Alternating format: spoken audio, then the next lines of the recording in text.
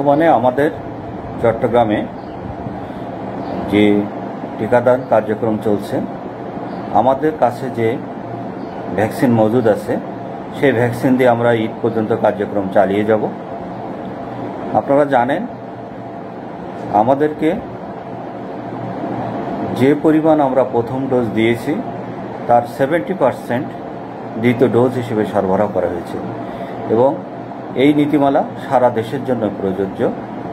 সেই হিসেবে যারা প্রথম ডোজ পেয়েছেন তাদের মধ্যে প্রায় 16 লাখ মানুষ এই মুহূর্তে দ্বিতীয় ডোজ পাচ্ছেন না। তাদেরকে ঈদের পরে আমাদের নতুন ভ্যাকসিন আসার পরে আমরা তাদের দ্বিতীয় ডোজ সম্পন্ন করতে পারবো ইনশাল্লাহ। এই মুহূর্তে আমরা চট্টগ্রামবাসীর কাছে অনুরোধ করব, শুধুমাত্র যাদের কাছে SMS যাবে তারা ভ্যাকসিন কেন্দ্রে আসবেন এবং আমরা সুষ্ঠুভাবে তাদের ভ্যাকসিন দিতে পারব।